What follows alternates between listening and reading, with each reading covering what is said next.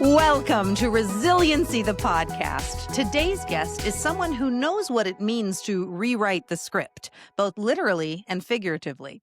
She's an award-winning keynote speaker and author of The Kick-Ass Guide to Setting Goals.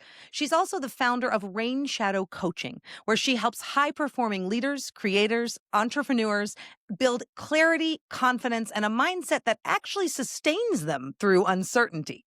Now, before this, she worked in the fast-paced world of Hollywood casting, where she helped aspiring actors and celebrities get selected for movies, commercials, television shows, and more. Soon she realized her real gift went beyond helping others to land their dream roles. That realization sparked a pretty powerful pivot that you're going to hear about today, one that led her to redefine success not just for applause, but for alignment. So with that, please welcome this amazing Hollywood casting agent turned author, speaker, coach, and really visionary, Miss Carrie Williams. Welcome to Resiliency, the podcast. Thank you so much for having me, ladies. It's a joy to be here. Oh, we are super excited that you're with us because I know that you've got lots of stories to tell us today and lots of things that we can learn. But, we always start with the same question for everybody. Carrie, what does resiliency mean to you? That is a brilliant question.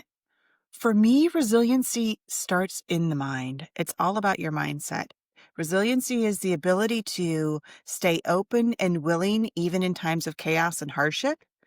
And it is about, I grew up in Alaska, so it's about picking yourself up by the bootstraps, getting back into it as quickly as possible and learning from the fall, not shaming yourself for the fall, not even lamenting the fall, really embracing the fall, learning from it, and getting back stronger. I want to comment before we move into kind of your career path.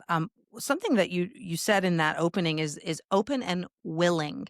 And I wonder if you can talk a little bit, what does that mean to someone who is trying to seek resilience? How can we build commitment toward that resilience? So I do executive and leadership coaching. And what I've noticed when we talk about resilience or motivation, we never talk about the core nugget. And the core nugget is really willingness. Are you willing to do what it takes to get where you want to get to? Are you fully enthusiastically and committed willing? And so what I've discovered is there's a spectrum of willingness. And I talk about this quite a bit. And on the far end of the spectrum is unwilling. And I'm sure you've met unwilling people in your life. You cannot get them to change or grow or try. As a coach, I cannot coach those people. The next level up is a resentful willing. They're willing, but they really don't want to. They're only doing it because they're forced to, and they absolutely have to. The next step is a reluctant willing. It's not quite resentful, but they really don't want to. They're dragging their feet. They might take a step forward and 3 steps back. And then in the middle of the spectrum gets to be accepted willing, where you go, this is what it is. It must happen, so I might as well do it. Almost a neutral, right? The real movement and momentum happens when you're on the upper side of the spectrum, because after you get to accepted, you can get to hopeful. And that is not where you believe the change will have a difference. It's that you hope. You hope the effort will be worth it. You're willing to try because you want to experiment and see what might come of it. After hopeful is more of an enthusiastic and excited willingness, where you're actually motivated to do it. And then at the very far end is a full in, enthusiastic and committed willingness. And when you're there, you have made the conscious choice that you are going to be willing no matter what happens. Even in the worst case scenario, it doesn't matter. You're going to dust yourself off and keep going. So I like to gauge and figure out where people are on that willingness spectrum before we even have a conversation, because it really makes a difference. If you're not to neutral, we can't do any deep work. If you're not to accepted willing, it's going to be a struggle for you. If you're a person who never reaches your goals, odds are you're stuck in resentful or reluctant. And so the first step is moving ourselves and the people around us up that spectrum. I'm so glad I asked that because as you say it, I put my little head down when you said reluctant willingness because that resonates for me, man. That really, I can feel the difference. And for me, of course, everything almost always goes through a work filter because, when you're an entrepreneur, you're always building your company. But I can definitely think of times where I've been reluctantly willing to do things and it is not as effective. There's no way to get to it. I want to shift this because it's a good example of who you are, Carrie, that you're able to see this spectrum of willingness. And I want to ask, how did this play into your powerful shift? You made a decision. You were in Hollywood casting. That's a dream job for a lot of people, right? And you're doing it at a high level.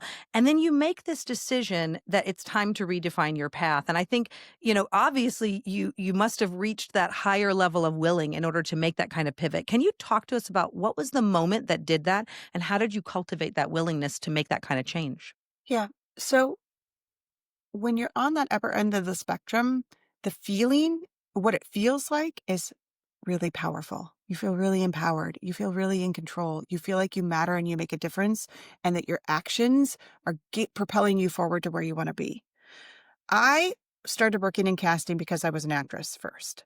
And I needed a day job because I quickly realized that rent in Los Angeles is incredibly expensive. Go figure. So I got a job in casting. They weren't hiring. I said, I'll work for free until you think I'm worth paying. They paid me the first day. They called me in the next day. Within Awesome. 2 weeks, I was the first person that they called. I was a right-hand girl. Amazing. And it was brilliant. But also it came to the point where if I was running a callback where the director and the producers were sitting in the room, and a callback is like a second or third interview for those of you who aren't familiar with the entertainment world. If I was running a callback and I had a producer and director and writers in that room and actors scheduled, there's no way I was ever going to get away and go to an audition. So I got too good at my job. I boxed myself in. But the primary job of a casting director is to find the right person for the job.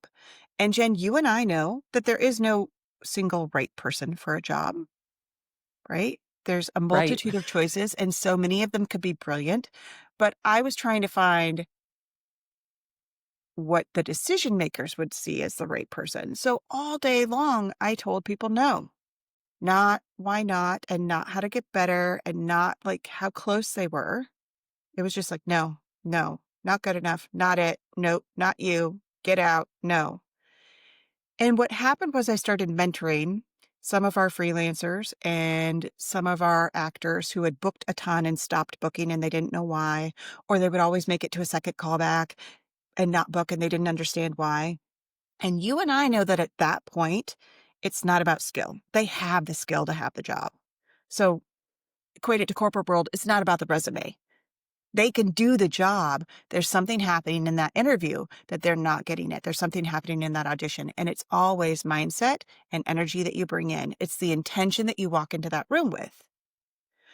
If you walk into the room with the intention of proving that you're worth the job and that they should pick you, you are not going to get that job, which is really counterintuitive because all we want is for someone to pick us, right? When I first started coaching, I worked with actors a lot, and the 3 things they came into the room with, their goals were, I want to book the job, I want to get the agent, I want to win the award. None of those are in their control, right? Somebody else controls all of that. And so if those are the goals you're setting for yourself, every day that you don't achieve those goals, you're taking away your own power. You're just giving it away.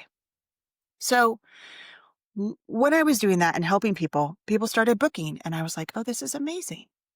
And then I helped people, some of our freelancers, found their own businesses from scratch, come up with these ideas and build a business. Some of those businesses 25 years later are still going. And I thought, this is really exciting and empowering. And not just telling people no, but helping them get to a yes is really fulfilling. And then there was a day where I realized that if I had a meeting where I was coaching someone and I got a callback for myself, I would skip the callback. And that's when I knew that I had found my true calling. And what attracted me to it was it's a powerful calling. It's a calling that I can have some impact on, and I can not control, but I could influence the trajectory of my success. And for me at that point, the entertainment world felt really disempowering. And so it sounds like you moved to empowerment. I did. Yeah. And interestingly enough, when I did that, there was a shift in my life as well. Like I I was overweight, I was burned out, I was exhausted, I was paying rent, but barely in Los Angeles. And once I shifted to living in that place of extreme committed willingness and making choices that were empowering for me, I lost 75 pounds. I was much more fun to be around. Things shifted for me personally as well because I took myself out of it and started making different decisions. Because you decided to live your passion and you found it. You fell into your passion. And when we do that, everything from our psyche to our physical manifestation of who we are and being present fundamentally changes. So you went through that, Calvin and Hobbes. Remember Calvin and Hobbes? Transmogrifier box, right? You did that. You went through that, and here you are. So you have this journey that you can talk to people about, and you can say, I live it and I breathe it. But you found your passion and you fell into it. But I want to say too, it was really hard because Sure. from the time I was young, wanted to be a performer.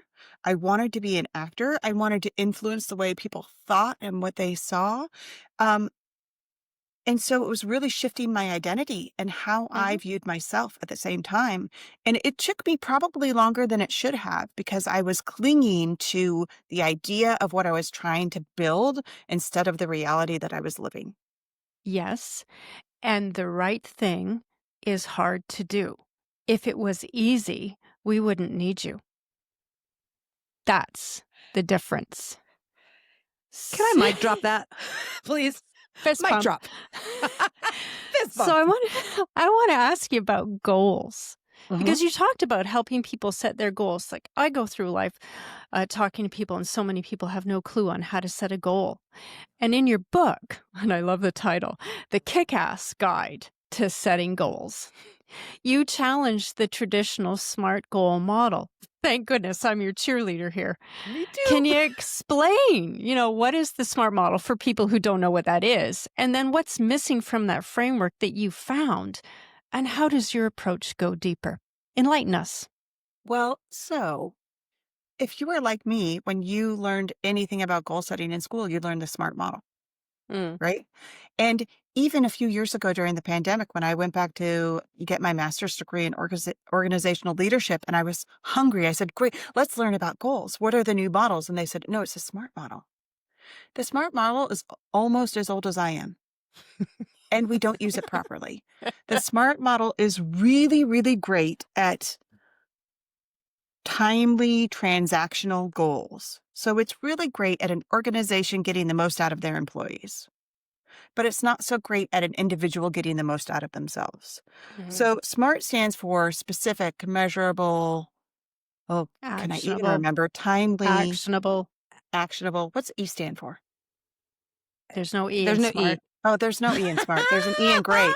Realistic Genius. and timely. I'm genius. Woo! I love it. I'm on all cylinders today, ladies. Okay. You're fine. And even the author of SMART Goals says we don't use them properly. So if we're trying to stay safe and stay task-oriented, and we want to focus on performance instead of purpose, a SMART goal is perfect. But the modern day goal setter, that's not the kind of goals they want to set. We want to set audacious, life-changing, impactful goals. We want to set audacious goals that scare us a little bit, that are going to make a difference. That's not a safe goal. So I think the greatest gap in SMART goals versus great goals, which is my program, is SMART goals are not purpose-based. They don't take into account your values, your purpose, your why. In fact, in SMART goals, you're usually trying to figure out how to get people to attain a goal that they didn't even set for themselves. It was given to them by someone externally. Yes. Yes. Could we talk about that for 1 second? I'm so Mm. interested in that because one of the platforms I speak on a lot is something I call the knowledge quotient, and it's about external knowledge versus internal knowledge. And what you just talked about really reflected that. Can you dive into that a little bit about how we can turn to ourselves to find that purpose instead of looking outside of ourselves to find that performance? Yes. So we're talking about the difference between intrinsic goals, which are goals that are self-motivated that you want because you really love it or because you really want it, versus external goals, right? Which is a goal that's given to you by your doctor or your spouse or your boss. Those are most of the goals that we strive for today. Studies show that if a goal is intrinsic, if it is self-motivated in some way, just changing that fact makes us twice as likely to accomplish and achieve that goal if we don't change anything else. So what happens if someone gives you a goal and you're not really aligned with it, but you have to execute? You're much more likely to execute if you can align it with your values. So here's an example. I worked with a client once who was in sales, and this person was great at sales, and they'd been at their job for a really long time, and they changed the quotas. And the person called me in a panic and said, I think I'm going to have to quit my job. They changed my quotas. It's way too much. I don't care about sales. I don't care about making money. This is really demotivating, and I'm just going to leave. And I said, well, what do you care about? And they said, I care about my clients, and I care about helping them and serving them and making a difference in their lives. Now, lucky for us, this person kept really great notes. And I said, okay, so if you reach out and connect with your clients, on average, how many connections of just serving, reaching out, and caring about your clients does it take before you make a sale? And they said 10. And I said, and what's your average sale? And they said 10,000. And the new quota was 100,000. And I said, okay, I don't want you to think about money because money's not your driver. Money's not your purpose. Your purpose is to serve. It's to help. It's to connect. I want you to focus on that. And I want you to try and serve and focus and connect with 100 clients this month. And they were like, but what if I don't make the quota? And I said, the quota doesn't matter. We're going to focus on what matters to you. And luckily, they were willing. On that spectrum of willingness, they were fully willing. So they did it. They blew past that quota. They doubled that quota for that month. And for the next 11 months, they were the top salesperson. And they didn't care about numbers and they didn't care about money. They were the top salesperson until they chose to go to a different organization that was more aligned with their values, because at that point they realized how important values and purpose were. But they went from thinking they were going to have to leave and disengage completely to being completely successful. And it was just because they tapped into what was important to them. So that speaks to me about motivation as well. You know, you talked about the motivation scale, on the willingness scale that you were describing to us just a few minutes ago, and saying if people aren't motivated, then it's going to be hard to set goals or execute goals. So what role does motivation play in a bigger, broader sense? That's a beautiful example that you've just given us. So I'm going to be a little controversial here. Please. I think that motivation plays a great part in setting a goal and absolutely no part in achieving a goal. Okay. I love that. Explain. Tell us more. Explain. Here's why. Motivation is based on your emotions, right? We know that people change for one of two reasons. Either they want something so much they're willing to do the work, or their status quo is so painful and untenable they have to change.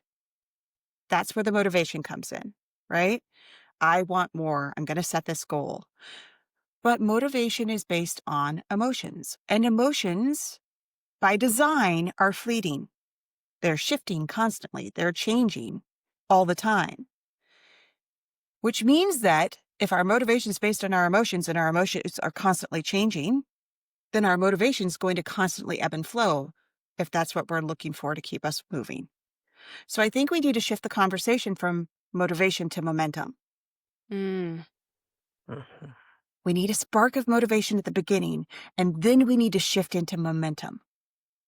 And momentum is not nearly as sexy because it's about making the hard choices and doing the work even if you don't want to, and being steady and, steadfast, and it's boring.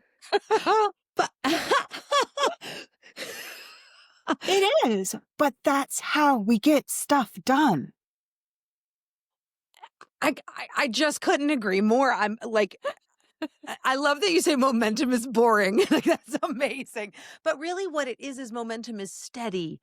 Momentum is consistent. And I think it's interesting though, because the thing I'll say from my experience is that even when you are in momentum and you are being steady, it still doesn't feel steady because emotions are always present. And so what I would say is I love the distinction that that the motivation can help you set the goal, but then the motivation does not help you achieve it at all. If you move out of that and you can recognize your emotions as those fleeting things, and then you have that high level, high scoring willingness that you're talking about, that drives you through kind of the mundane day to day. I find that really, really fascinating. Remember Aesop's fable? Tortoise and the hare? Yeah. That is momentum versus motivation. The Oh, rabbit only yeah. moved when it had motivation to do it, and it would move in really quick leaps and bursts. But the tortoise had momentum. It was slow momentum, but it was steady momentum. I think that's really, really interesting. I'm interested. So we've talked a lot about the willingness and motivation and how we can get to those goals, but what's hidden beneath? What are some of the like hidden challenges, or maybe just one, that could derail us when we're trying to build this type of motivational resilience? Oh, I'm making a face that no one on the podcast can see because I have experienced this one myself. I think that the worst trap that we fall into is comparison. Oh, yeah. Competition is not a bad thing as long as you are competing with yourself, as long as you're trying to show up as your best self, right? Competition is good. But when you are comparing your results to the people around you, you will always find a way to come up short, and you will always find a way to be frustrated. And frustration can be demotivating and it can lead to shame. And those two things do not lead to momentum. So we know this from social media, right? We see what people want us to see. We don't see the hardship underneath. But we compare our journey with the journeys we see around them, assuming that everything is the same. And we go, well, wait, why is that person so far ahead of me? Why do they have what I don't have? I had this experience a few years ago where I was working with a company that I had done a retreat for, and I was very excited to pitch coaching services to them. I was like, this is amazing. Had a conversation with them and they said, oh, we already have a coach that we're working with. And I said, oh, can you tell me more about this person? And they started to tell me about this person. And then they ended the conversation, well, you get it. He's just on a whole different level. That's Oh, hard. That's hard. And it's harsh. she did not mean it to be harsh. Yeah, She but meant there's it to no be emotional explanatory. intelligence. There wasn't. And I was really, pardon my language, I was really butthurt for about 24 to Sure. 48 hours. I was like, "Whoa," because I've worked really hard to work my way up in the coaching world. I have an MCC credential, which with the International Coach Federation is the highest credential you can have. It's a master credential coach. There's less than 2,500 of us in the world. I have my advanced credential in team coaching. There's only 31 coaches in the US that have both of those credentials. I just finished being the president of the International Coach Federation of Los Angeles, which was one of the largest chapters. Like, I got my master's degree.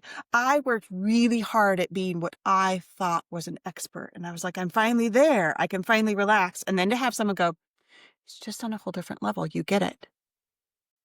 So I started to compare myself to this person. And of course, I did the deep dive and I went on this person's website. And this person isn't a coach. This person was a chief branding officer at a well-known organization that we would have heard about. And this person had a co-written, ghost-written book that hit the bestseller list. And this person's picture on their website was them at the helm of a sailing yacht. And I thought, oof, there's something about this person that I'm being compared to. And I fell into the comparison route too, right? Because she compared the two of us. And I believed her comparison. Yeah, but that's competence over status. She was comparing something. She was looking at someone, I shouldn't deep dive into this, but she's comparing someone who's, got this photo, got this book, got this achieved a certain status. Is at a certain level. Doesn't mean that they're competent, True. True. right?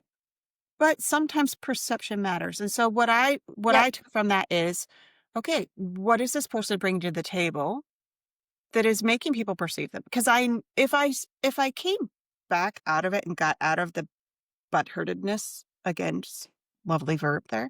Um,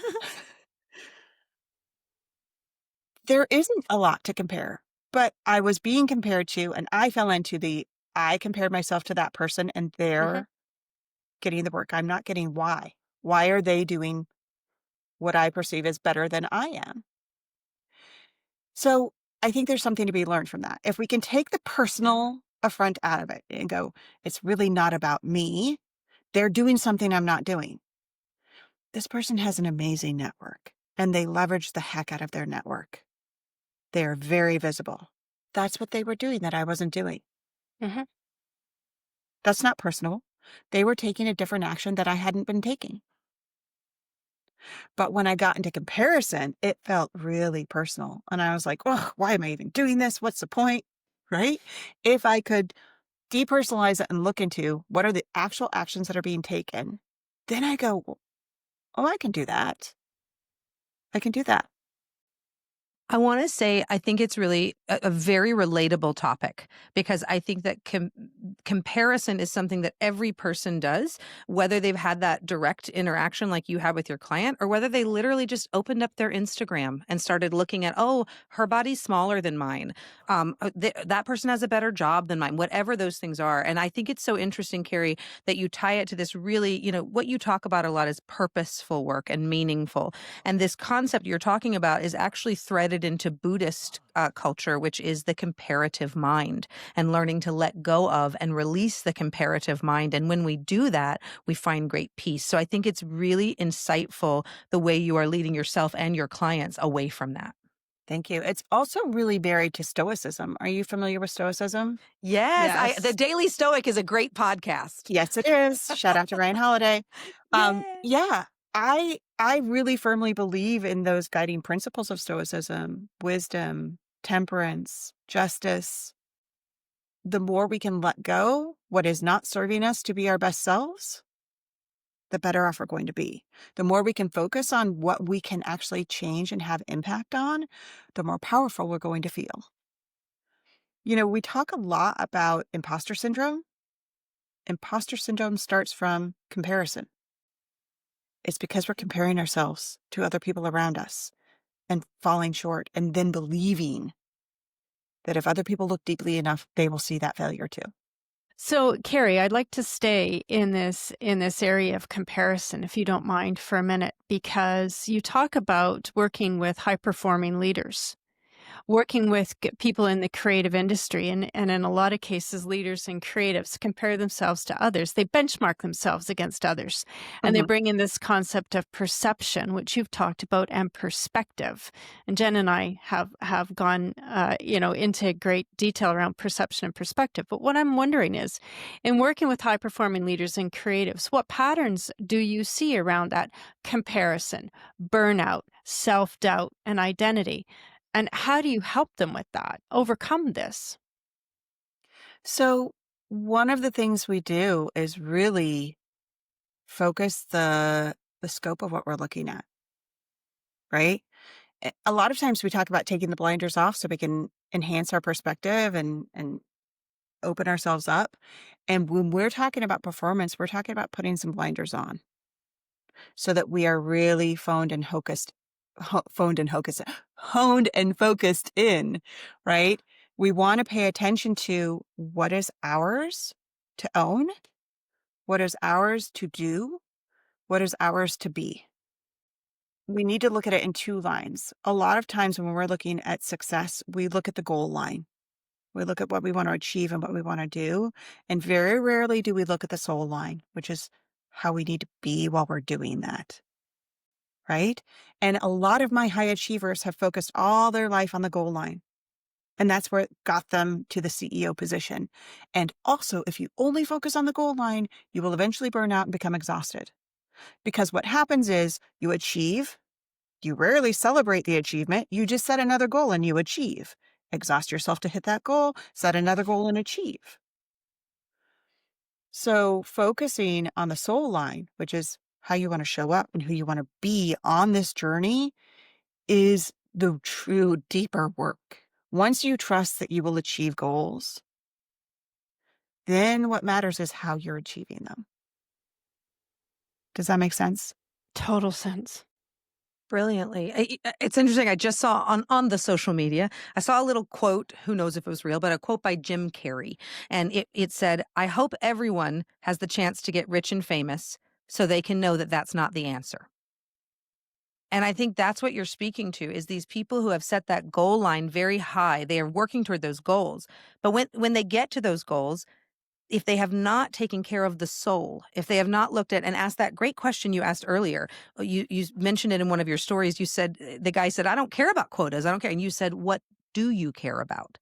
So I think that's just a brilliant way of looking at even a lot of people who are high achievers and who actually achieve tremendous things in life. A lot of highly wealthy people, you find out that they're not happy. You find out that they are overusing drugs, or they're, whatever those things are. And a lot of that ties back to being able to do that soul work. I think that's really interesting. I also think it ties a little bit to a very interesting concept that is yours, Carrie. And I want to bring it up just before we go into rapid fire questions. But you have a really interesting line that I just love, and I want our audience to know this. It is called "Be a Mushroom." What an interesting thing. So will you please unpack that metaphor for us? Help us understand, what does "be a mushroom" mean, and why does it matter to resilience? Yes. So I used to joke and call myself a delicate flower, right? To my husband, I'm like, "I'm a delicate flower. Oh, delicato fiore." But I thought about it, and delicate flowers are gorgeous and stunning and precious, but they only thrive under very limited circumstances, very unique, very specific circumstances. It gets a little too hot, they fail to bloom. Gets a little too cold, they shrivel up. And I was like, that's not very resilient. That's like the antithesis of resilience, right? And so I started thinking about it, and I wanted to figure out what's a great example of resilience. And I thought about the humble little mushroom. And mushrooms thrive in shit. Right? And the stinkier, the better. The stinkier, the better. They go, "Oh, look at this pile of poo. I'm going to make something amazing from this. This is awesome." Mushrooms grow in the dark. Yeah. They don't need sunlight. There are some mushrooms that are so amazing, they provide their own light in the darkness, which means they're lighting for others around them. Mushrooms are so connected and intertwined that they speak to each other across, like underneath the bed of the forest. A mushroom on one side of the forest can send through the network information to a mushroom on the other side of the forest. So they're really interconnected.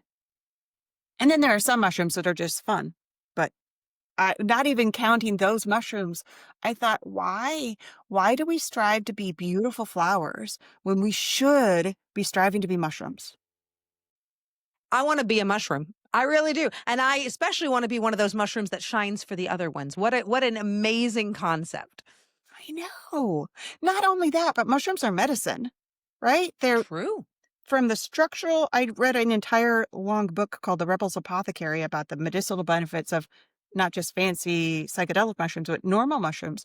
They are medicine. They help our cells heal themselves. So Wow. let's all be mushrooms. This is fascinating. It really, really is. And I love the comparison to the delicate flower. Just as a woman in the world, I think that there's, and looking at femininity, I think that there is kind of a feeling of like being a delicate flower. And I think that mushroom, because there's another, Thich Nhat Hanh talks a lot about taking the challenges, the anger, that whatever you have, and kind of cultivating it into love. And when I see your mushrooms in their shit, that's what they're doing. They're taking the negative and they're really transitioning into a positive. And I think that's one of the great definitions of the many definitions of resilience. There's so many definitions, but a lot of it is that ability not just to have the momentum you talked about, the steady momentum, but to be in the poo and be able to shine. Here's the thing. There's a lot of poo in the world. We're So surrounded by much poo. And people are flinging it at us, and we're going to get hit by it. But are we going to panic and freak out and go, oh, now I can't function? Or are we going to go, all right, I can thrive here as well. I'm sturdy enough, I'm strong enough, I'm resilient enough. I'm going to play this game and have fun. I really want to tell a poo story. Can I tell a poo story on Resiliency the Podcast? Yeah. Oh, go ahead. Stories are always. Yeah, we're good. But it's so interesting with this mushroom thing. So I had a family member of mine call me, and they had a really bad fight with their loved one, with their other half. And I mean, it was a yucky one. And what I used then was a poo metaphor. And I said, listen to this person that I loved. I said, what you guys did is you guys just threw poo all over yourselves. You rolled in it. You threw it all over yourselves. As we talk today, I do not want you to describe the poo. I don't want to know if there was corn in it. I don't want to know anything about it. I only want you to tell me what matters right now. And I think that's such an interesting, when we look at being a mushroom and how to be a mushroom, and when we look at what Carrie Williams just said, which is there's a lot of poo in the world. That poo is everything. It's not just life. It's also what we do with our interpersonal relationships. And so if we can see it and work to rise above it and work to not sit in it, roll in it, but grow out of it, that I think is just brilliant resilience. So Jen, what you're talking about is reframing the poo. It's not denying that the poo is there, but it's seeing that even in poo, there is a gift. For a mushroom, that gift is nutrition and nutrients to grow. So even when you feel like you're in the worst situation you could be in, there is a gift in there if you can calm yourself down enough to see it. A few years ago, I lost my mom. My mom had cancer, and we lost her after a 21-month battle. And it started out, thought it was stage 1, grade 1. When they went in to do a hysterectomy, they're like, it's stage 4, grade 5, which is the worst it could be. We went through 3 rounds of different chemo, and an experimental drug treatment, and we lost her. When I think about that, there's no gift in that, right? That just sucked. I didn't want to have to do it. It was sad. It was hard. And it changed my entire family. Now I have a little distance. There was a huge gift. The resilience and the strength that I got from going through that journey with my mom, I can handle anything. Somebody gets laid off, it's not a big deal, right? The stock market takes a hit, it's not a big deal. We have a fight, it's not a big deal because I get through really hard things. So that experience showed me that I can handle more than I think I can handle. And that's a gift, right? And so I think if we're going to just mix metaphors here, we need to practice looking for the gold nuggets in the piles of poo because they're there.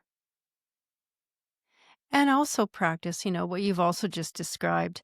It's in the poo also could be a caterpillar who cocoons and becomes a butterfly. Mm-hmm.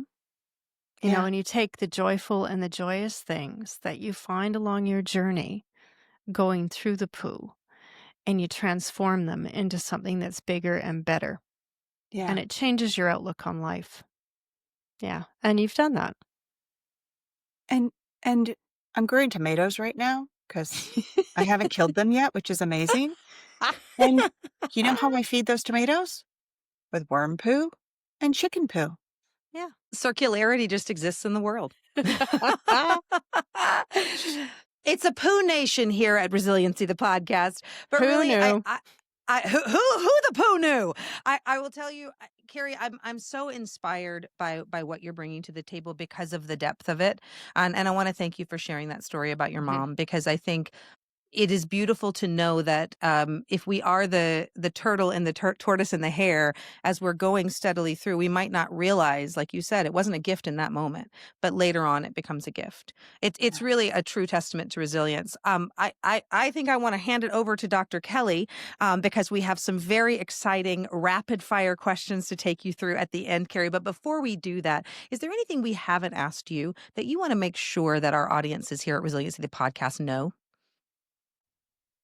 The one thing we haven't really talked about is giving ourselves grace, right?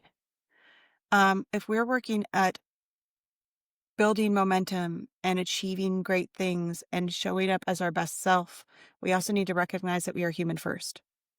So we are not meant to be perfect. We will not be perfect. And don't beat yourself up for being imperfect. Acknowledge it and keep moving. I think that's the best way we can love ourselves.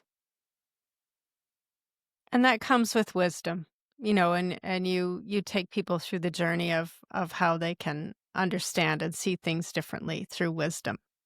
Yeah. So if you're ready, I have some questions for you. Okay, I'm gonna focus up here. Okay. Come in. Rapid Getting fire, close, rapid fire. Getting close. All right. So what's your favorite movie or TV show that makes you feel resilient?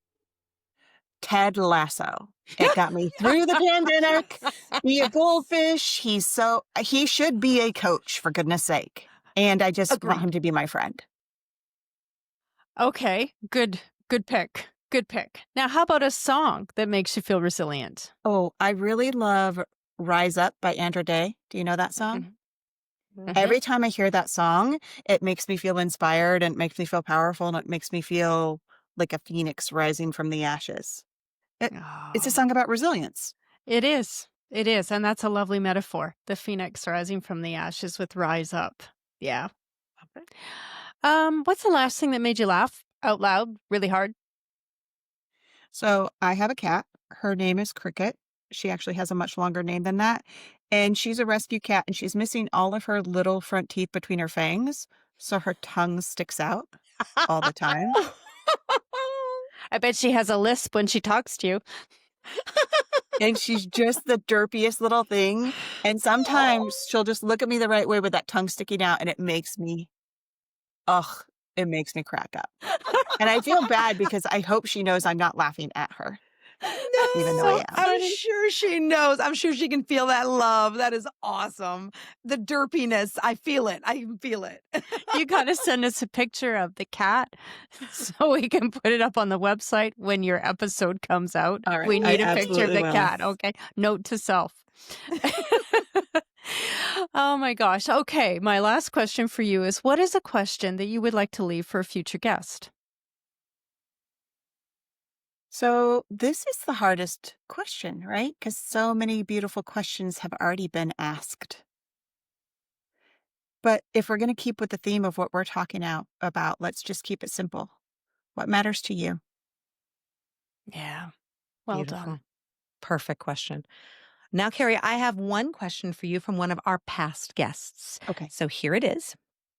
What is one belief or behavior that you had to let go of in order to be resilient? The belief or behavior that I had to let go of in order to be resilient was the idea that I had to prove that I was enough. Earn the seat at the table, like earn the titles. It wasn't enough just to be a wife. I had to be a really good wife. And what did that look like? And it wasn't enough to be a student. I had to be a really good student. It wasn't enough to be me. I had to be really great. And once I realized that just what I bring to the table is enough, I'm never not going to be a high achiever. That's just how I'm driven. But I was so focused on the achievement that I forgot that even without the achievement, I'm a full, whole, interesting, amazing person. But I thought that it was the achievement that made me whole and interesting. And so I thought that if we took the achievement away, I would not be enough. The opposite is true. That's the joy of life. You're talking about intrinsic value, and it's so beautiful that you found yours, and it's even more beautiful that you've done all the work that you've talked about on this episode in order to be able to truly help others find that intrinsic passion. Carrie, we are inspired by you. You really are a shining light of resilience. Please, will you tell our guests and listeners of Resiliency the Podcast, where can they find you online and where can they buy that fabulous book, The Kick-Ass Guide to Setting Goals? Okay, so Eyes on the Prize, A Kick-Ass Guide to Setting and Achieving Great Goals is on Amazon. You can also go to Eyes on the Prize book if you want a signed copy with a little extras. You can find me at rainshadowcoaching.com. My email, if you want to reach out to me directly, and I am open to that, is Carrie, Carrie, at rainshadowcoaching.com. And I'm on LinkedIn. Now, there are a million Carries on LinkedIn, so look for Carrie Williams Coach, because there's about 500 of us. It's not truly a million, but there's a lot of Carrie Williams in the world. But you can find me if you look. Fabulous. And listeners, thank you for joining us for today's episode of Resiliency the Podcast. You can find me, Jenn Quader, online at Jenn Quader, JENNQUADER, on all the socials, or at my company, thesmartagency.com. As always, our illustrious, brilliant, wonderful co-host, Dr. Kelly Culver. She is the Queen of Canada. You can find her at Dr. Kelly Culver on LinkedIn or Instagram, and also at theculvergroup.ca. That's theculvergroup.ca. And ladies and gentlemen, for those of you who are listening, if resilience is something that you care about, we ask that you subscribe to our YouTube channel or just click like wherever you're listening to us today. Resiliency the Podcast is the place for stories and strategies to help us embrace change, overcome challenges, and really redefine resilience in this ever-changing world in which we live. With that, we just invite you to continue to tune in, and we hope to see you next week. Thank you, Carrie Williams, and thank you to all of you. Be resilient, be strong, and enjoy. We'll see you next time.